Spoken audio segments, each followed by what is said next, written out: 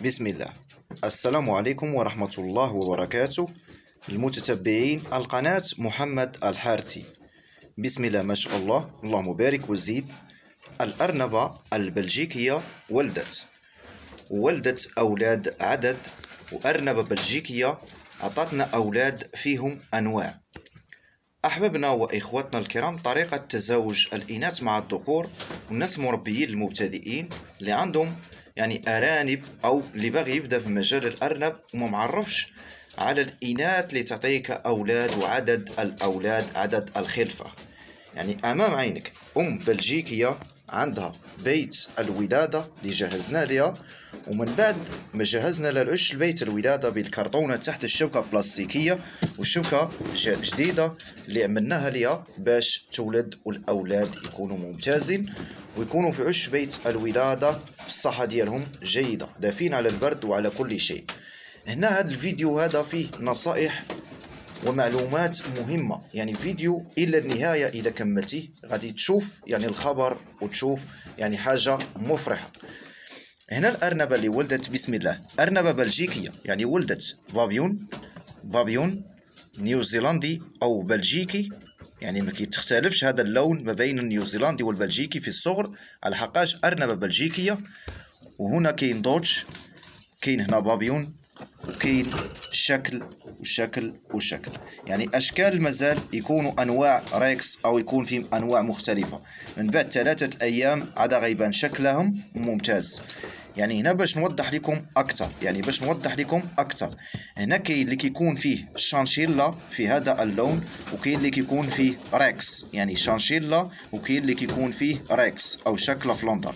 هنايا غيختلفوا الالوان، انا كيبان لك فيهم واحد شويه الاحمرار كيما كتشاهد معنا امام عينك باش يتفرز مباشره. هادو هنا فرزين، كاين هنايا دوتش وكاين بابيون كيما كتشوف. كاين بابيون فيه جوج ديال الانواع غير باش يكون تركيز. هنا كاين هذا راه بابيون نوع وهذا بابيون نوع، فرزين بشويه الشكل كيما كتشاهد امام عينك. هنايا أرنبة والدة عدد ما شاء الله. من بعد حيدنا الشعر، حيدناه في الجنب هنايا، عريناهم على حقاش باش ننظفوا عش بيت الولادة، باش يكون تنظيف. هنا اللي كنذكر الإخوان، كتكون عندك واحد الكرتونة اللي كتكون عامر فيها الشعر ديال الإناث، أو كيكون كثرة ديال الشعر عندك، كتكون دايرو احتياطي في كرتونة هنا في هذا المكان، ديال أرنبة ريكس، أرنبة بلجيكية، أرنبة نيوزيلندي، أي جميع الأنواع. هنا إذا الإناث كاين شعرهم هنا موجود هنا في هذا المكان. اللي كيبغي يربي الأرانب بواحد الطريقة صحيحة، هنايا كاين 11 أرنب صغير وأرنبة بلجيكية هما خواتات. هنا أرنبة بلجيكية اللي عندها هنا 11 أرنب صغير، كيما كتشاهد كاينين 3 وكاين هنا 4 5 6 7 8 9 10 11 أرنب، فيهم أنواع كيما كتشاهد، طالعين ممتازين. النجاح المشروع الأرانب نجحناهم ب 11 أرنب، والأخت ديالها هي والدة 11، كانت هذه هي والدة وفطمنا عليها الأولاد وولدت. هنا إخواتنا الكرام باش غادي نتعاملوا معهم بواحد الرضاعة الحابسة، الرضاعة الحابسة. كاينين الناس مبتدئين كيقول لك أنا لا قلبت عش بيت الولادة أو بديت كنقلب في الأولاد كتنفرهم، أو يقول لك مشكلة، أو يقول لك شيء آخر، يقول لك لا تاكلهم ولا شي حاجة. هنايا مباشرة كما كتشاهد امام الارنبه، كنلتمس الارنبه مباشره، كنشد الاولاد ديالها، ما كاينش اي مشكله ولا خطا ولا اسباب. غير اي حد يبغي يربي الارنب يربيه بطريقه صحيحه وممتازه، ويكونوا عندك سلالات جيده. شو ارنب عشار بسم الله، كاين عندنا جوج ديال الانواع بسم الله، ربيناهم عندنا للاحلال، ارانب ربيناهم عندنا للاحلال. ان شاء الله غادي نعمل عليهم فيديو. هذه ارنبه عشرناها راها مزوجه عشار ارنبه، راها حامل، ان شاء الله ربي يبارك ويزيد. اول ولده ليها اللي طلعناها من الامهات عندنا، ومازال كاينه واحده اخرى حتى هي في نفس اللون بحالها ما شاء الله ربي يبارك ويزيد. المربي اللي يبغي ينجح في المشروع الارانب ويبغي يربح من الارنب او يبغي يربي الارنب بواحد الطريقه ممتازه، تابع معي القناه وتابع معي النصائح اللي كنقدم ليك مباشره. الا كنتي اول مره تشاهد القناه ما تنساش الاشتراك وتفعيل زر الجرس، تدعم الفيديو بلايك باش دائما ان شاء الله يوصلكم الجديد. هنايا غادي نمشيو هنا باش نكملوا لكم الموضوع، يعني باش الناس تاخذ هذه المعلومه والفكره.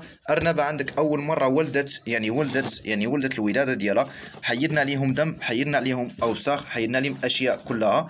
من بعد ما شفنا يعني وحيدنا عليهم كل شيء، يعني كتدفي الاولاد يعني بالشعر ديال الام ديالهم. بسم الله، امام عينك كتشوف مباشره. كنجيو هنايا كناخذوا شي شويه ديال الشعر يعني من ديال امهات اخرى، يعني بسم الله بسم الله بسم الله بسم الله، يعني امام عينك كنوريكم الشرح يعني العمل ديالي. يعني هو الشعر. يعني خلينا الارنبه من بعد ما عملنا هاد الطريقه، يعني عملنا ليهم هاد الطريقه. الارانب هنايا ما كاين حتى شي واحد ميت، ما كاينش تعفن، ما كاينش اوساخ. الا كان شي تعفن او كان شي اوساخ بارد كيبقاو فوق منه الاولاد، تما كاين الارنب كيبرد وكيبدا كيموت يتوفى. هنايا عطينا هاد المرحله الاولى، يعني المرحله الاولى حنا صافي نظفنا عش بيت الولاده، الارنبه ممتازه. هنايا الارنبه شحال خاصنا نعطوها ديال العلف، يعني شحال خاصنا نعطوها ديال العلف. هنا الارنبه خاصنا نعطوها 250 غرام ديال العلف غير في واحد اليومين، وفي اليوم الثالث يعني من غير يومين نعطوها واحد 250 غرام، ومن بعد ديك اليومين ولا نعطوها 300 غرام ولا 350 غرام باش كتبقى ترضع الاولاد ديالها ويبقى فيها الحليب، وتبقى الارنبه ممتازه وتطلع في الوزن ديالها ممتاز، يعني ما يبقاش فيها ضعف وتبقى تعطي الحليب للاولاد ديالها. نعطيها العلف، نقدر نعطيها 250 غرام يعني ديال العلف بالليل، نقدر نزيدها 100 غرام في الصباح. يعني تمام، كلام مفهوم. يعني الرضاعه الحابسه تعملوها في الصباح وفي المساء. يعني من بعد ما نعمل الرضاعه الحابسه، يعني الناس اللي كيسولوني مباشره، يعني الارنبه ولدت ما نعملش الرضاعه الحابسه انا كاع في اليوم الاول، خليها حتى بالليل. يعني ولدت صبحت والده اليوم، يعني بالليل نقدر نعمل معهم الرضاعه الحابسه باش يمصوا منها يعني واحد شويه باش يتجهد في الارنبه الحليب ويتحلوا ليها الحلمات ديالها ديال الرضاعه. التبن مفيد، عطوها شويه ديال التبن. يعني التبن كتكون الارنبه يلاه ولدت، الكرش ديالها مازال باقا دايره مع الدم مع اشياء مع كل مع الاعضاء ديالها، كتاخذ التبن كيجمع ليها يعني الكرش ديالها وكتبقى ارنبه ممتازه. يعني وحتى مع العلف الا بغيت دير لها شويه ديال الحلبه تساعدها بشويه ديال الحلبه. هنا هذه المرحله كملناها. هذه المرحله من بعد ما كملناها ديال التجهيز عشبيه الولاده، وهذه النقطه المهمه الاساسيه. من بعد ما دير الارنبه حنا نشوفوا اش عاملين يعني بطريقه احترافيه.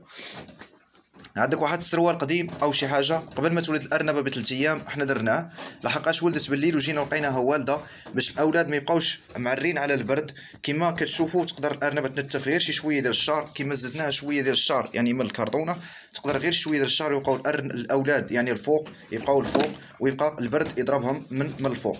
هنايا ربطنا هذه بالسلك. ملي كتكون الارنبه جاهز في عش بيت الولاده راه كانت كتجر في هذا من هنايا باش كتبغي تفرش باش غير ما يتجرش ليها وتدخلوا لداخل. ربطناها بالسلك من هنا ومن هاد الجهه من لهنا ومن لهنا، يعني ربطناه باش ما يتجرش ليها. وعملنا هاد الطريقه يعني طريقه مزيان. يعني هنا الارانب دافين على البرد، كانوا دوك الاخوه تمام دافين على البرد. يعني هذه طريقه ممتازه وطريقه صحيحه، طريقه نجاح مشروع الارانب. احبابنا الكرام، انتهت هذه الحلقه، هذا هو الفيديو ديال اليوم. نتمنى لي ولكم الخير ان شاء الله. في الحلقه الجديده كونوا معنا، في الحلقه الجديده يكون فيديو جديد، والسلام عليكم ورحمه الله وبركاته.